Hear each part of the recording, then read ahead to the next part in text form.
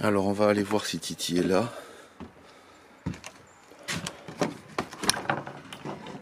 Oui. Salut Titi.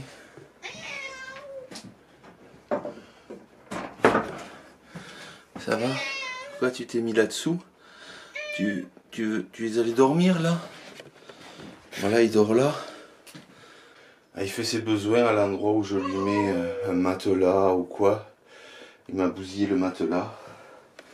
Il a fait ses besoins dans la cabane aussi. Enfin bon, voilà. Je peux pas le soigner. Je peux plus le toucher. Je vais te donner à manger, mon pépère, oui. Non, mon pépère, il est dehors. Tu m'attends, petit pépère? Tu attends, fais attention à Titi, là, hein.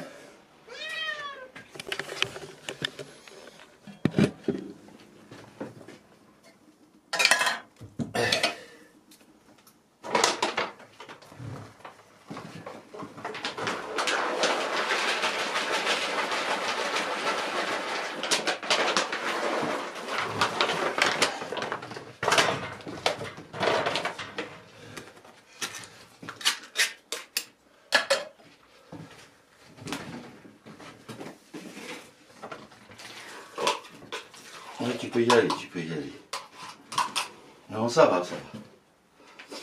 Ça va, ça va.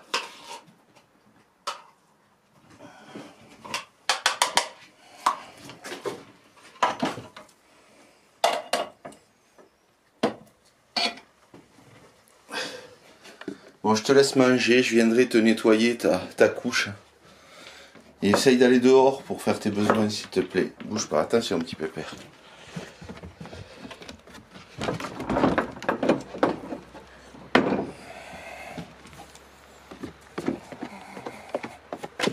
Oui, mon pépère, oui, je sais, je sais. Oui, oui, oui, je sais. Oui. Tu fais ton jaloux. Tu fais ton jaloux. Alors, voyez, je ne sais pas si vous allez voir, mais le cèdre principal sur lequel la cabane est posée est en train de sécher. J'ai eu l'accident de somnambulisme dans cette cabane, justement. Il y a eu d'abord cet accident l'hiver dernier qui m'a fait revenir dans le camion. Puis ensuite, il y a eu l'arrivée de la caravane qui s'est présentée et qui m'a permis de rejoindre cet endroit où j'avais la yourte il y a 13 ans, à peu près, hein, excusez-moi pour les dates. Et j'ai réfléchi après ça à dire que ce sera peut-être un atelier cette cabane. Et au final, le cèdre est en train de mourir avec la sécheresse qu'il y a eu cette année. Donc ces deux événements, ils ont bloqué deux initiatives particulières pour finalement me ramener à ce rocher où j'avais eu l'intention de creuser, de faire une maison enterrée, enfin une cabane enterrée. Et donc voilà, c'était pour dire que, comme j'expliquais, qu'en ayant remis ma volonté entre les mains de la vie par la médiation des événements, les événements nous montrent une autre direction, nous aident. Au début, quand j'étais jeune, j'avais tendance à foncer et donc je me cognais. Et alors, un jour, je me suis dit, mais finalement, quand tu te cognes le genou, au lieu de t'énerver contre ce qui s'est passé, sois réceptif. Parce qu'en te cognant, des fois, tu vas avoir le regard qui va se poser dans une direction. Et dans cette direction, il y aura quelque chose qui va t'amener à marcher vers là-bas. Et il y a quelque chose de bienveillant au-delà même de tout ce qui peut nous arriver comme épreuve. Je l'ai déjà dit. Je ne vais pas y revenir. Tout ça pour vous dire que petit à petit, je vais démonter cette cabane pour récupérer le bois, le poncer, puisqu'il y a eu aussi des rats quand j'ai été absent. Et l'amener vers le secteur où je suis. Ça contribuera à certains projets de table ou autres. J'aurai moins de bois de la forêt à récupérer. J'ai du bois dessous de récup aussi, des palettes à désosser. Voilà, j'utiliserai aussi ce que je récupère. Et ça ira bien comme ça, voilà.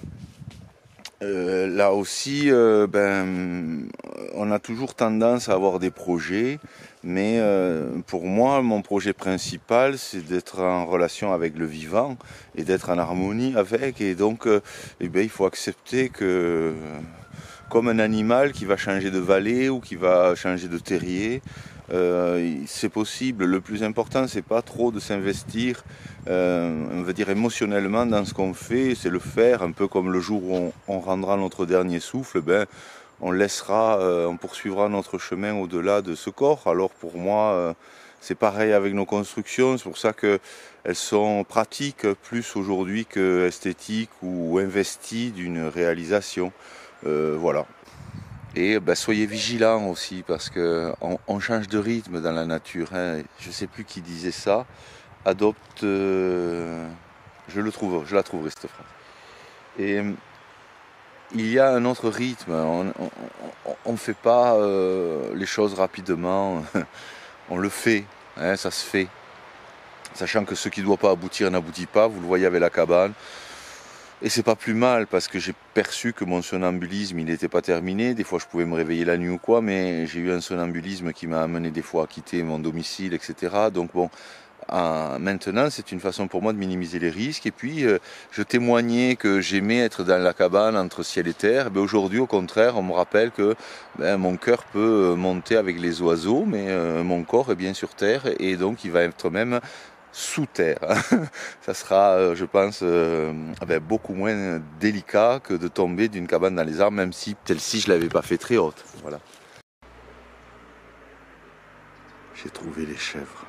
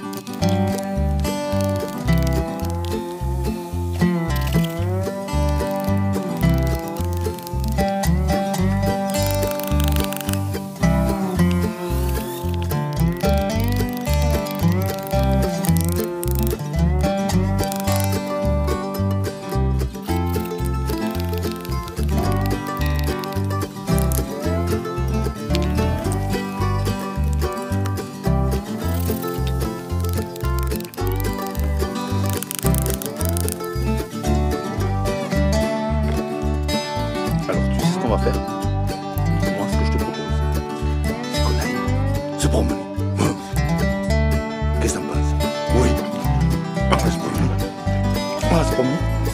Allez, on y va. On va se promener. Une adaptation de la Sarbacane Big Bore, enfin en tout cas un usage un peu moins connu de la Sarbacane Big Bore Pro. Je vous montrerai donc dans cette vidéo comment tirer une cartouche à blanc à 20 mètres de distance. Là dans la démonstration ça sera à 10 mètres. L'usage c'est si jamais vraiment un jour il y a un problème avec des animaux sauvages et votre chien ou autre, bon, je vous dis pas de faire ça bien sûr, mais c'est un usage qui permet de percuter une cartouche à blanc, donc qui est en vente libre, qui est légale, à distance, à l'endroit où est le problème, une vingtaine de mètres. Sachant qu'en manipulant ce type de munitions, et surtout en présentant un clou ou une punaise à l'endroit où ça doit être percuté, vous pouvez vous blesser gravement. Donc soyez prudents, je le montre, mais je ne vous dis pas de faire pareil. C'est un usage, d'accord, qu'il n'y ait pas de problème avec. Je vais le mentionner devant la vidéo. Sur cette vidéo, je suis masqué puisque c'était pour une autre chaîne. Je me suis déjà expliqué dans d'autres vidéos sur ça.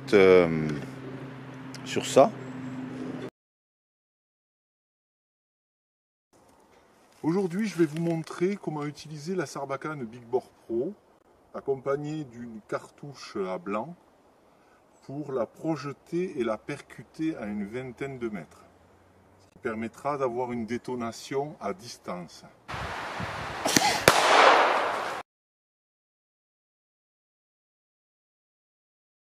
Vous faites une boule ensuite avec du Patex que vous venez à faire prendre moule à l'arrière de la cartouche pour que quand vous l'enlevez, vous ayez l'endroit où la vis doit sortir. On vient prendre une vis suffisamment longue mais pas trop. Vous vissez dans le Patex. Voilà. Pas qu'elle sorte. Donc vous rajoutez, vous faites monter le Patex pour que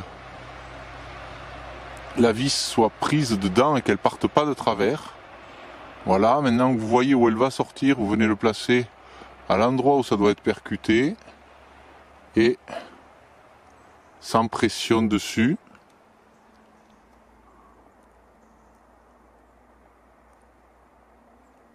Voilà, vous venez mouler à nouveau. Vous n'avez plus qu'à rajouter à l'arrière, qui est l'avant de la cartouche,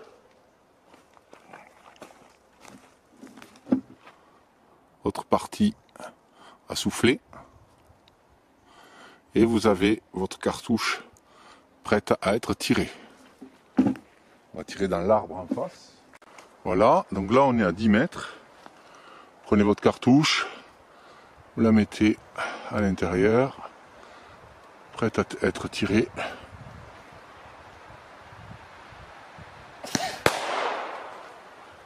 Et ça claque, très dissuasif, et surtout l'avantage, contrairement à un pistolet que vous auriez à blanc, c'est que vous pouvez projeter à 10-20 mètres, sans danger pour un animal qui serait en train de dévaster votre jardin, ou un agresseur. Sans qu'il vous voie, vous pouvez l'effrayer sans le blesser. J'adore. Mais demain, ça va être le nettoyage de la caravane, du camp. Il y a des choses là qu'il faut un petit peu assainir pour finir l'année et démarrer dans du propre. Donc demain, c'est une journée un peu tranquille de nettoyage. Et après, on passera la soirée tous les deux. Hein, mon petit pépère? Oui. Je t'ai acheté de la chair à saucisse parce que tu l'aimes bien. Et puis tu as faim peut-être un petit peu, là, ça va être l'heure de manger. Bah oui. Donc, on vous souhaite une belle soirée. Vous verrez à la fin, après vous aurez quelques micro-bonus que je vous ai trouvé un peu comme ça. Voilà, enfin, donc c'est une vidéo pour vous dire au revoir et à bientôt. Prenez soin de vous. Voilà. Hein, mon pépère, qu'est-ce qu'on peut leur dire? On peut leur dire, prenez soin de vous, soyez heureux et tranquilles. Hein. Oui. Tous ceux qui seront seuls pour ces fêtes, je mets bien des guillemets, puisque si vous êtes proche de la nature ou dans la nature, vous n'êtes jamais seul, et que si vous n'êtes pas dans la nature, ben vous êtes en relation avec la vie, le vivant et tous les êtres. Là, ça fait bien barrer. Ok, bon, donc je vous dis belle soirée à vous, et à très bientôt. Et tu veux leur dire, toi, petit peu peur? On leur dit rien du tout, hein. On leur dit que nous, on est heureux et qu'on s'aime. Ah, ça oui, oui, ça on s'aime. Hein. Peut-être comme vous, je me débrouille comme je peux. Parce que dans ce mode de vie, ce qu'il faut arriver à faire, c'est un peu tout. C'est sa valeur, je trouve, c'est qu'on apprend à toucher à tout pour être autonome. Il y a donc des lacunes.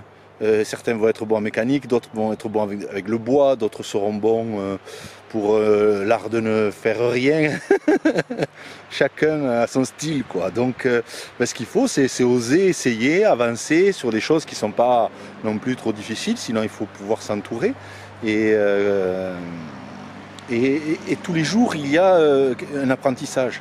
Ne serait-ce que nos réactions au mode de vie qu'on a, ça aussi, c'est se pratiquer tous les jours, voir à quel moment on peut se passer de sucre, à quel moment c'est plus difficile.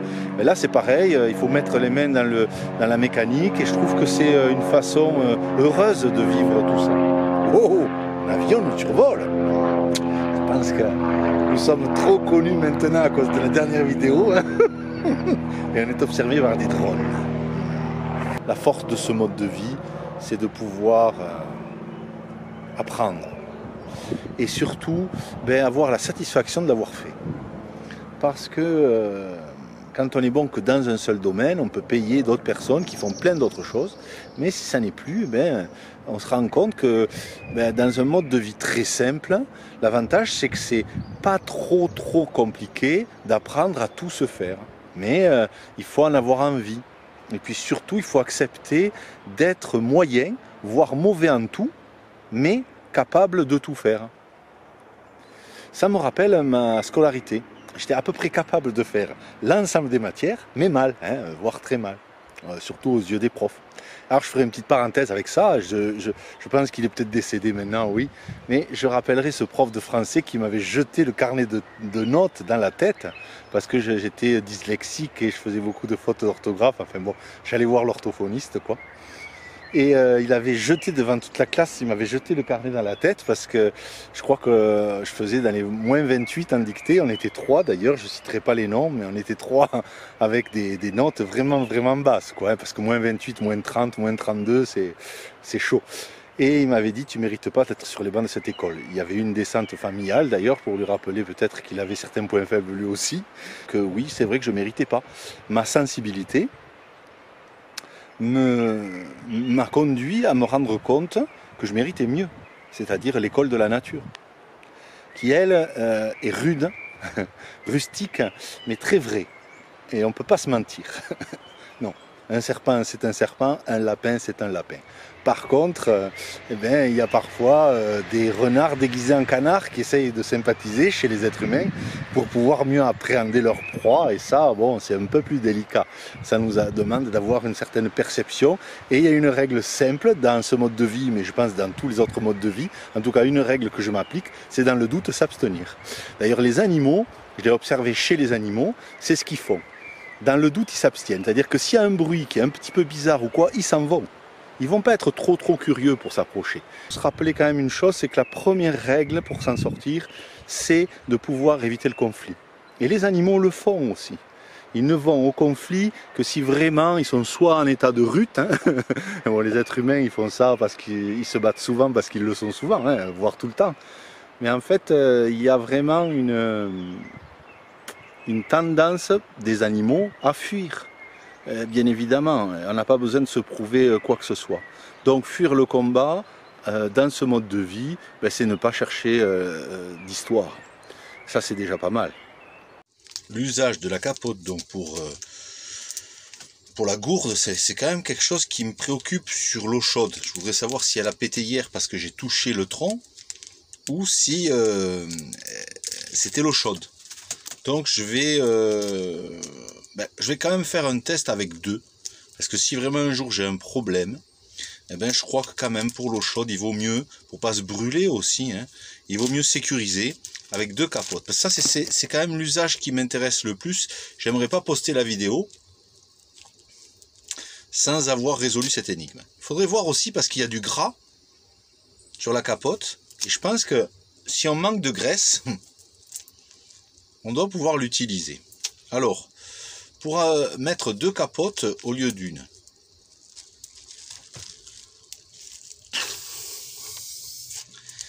Voilà, c'est de pire en pire, cette chaîne de la Vendide.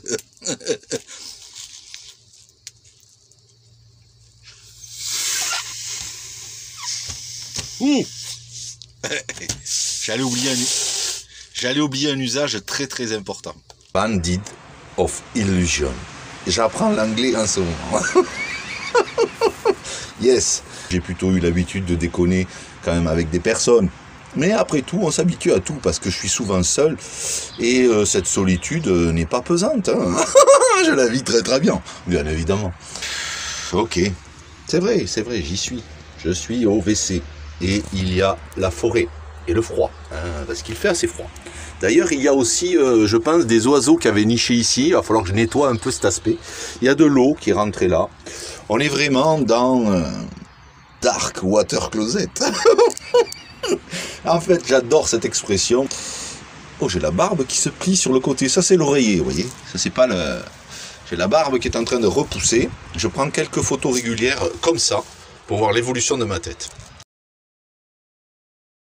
Alors, il y a un truc avec les WC secs. C'est que, quand tu es en forêt comme ça, et que pourtant, pour le vider, c'est vraiment à côté, tu dis que tu as toujours le temps. Jusqu'au moment où tu es limite que la sciure te touche les fesses.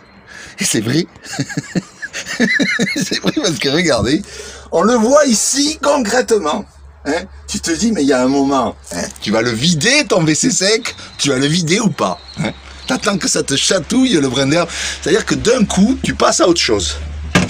Et là, par exemple, tu te dis, non, là, je vais le vider. Hein, je dois le vider.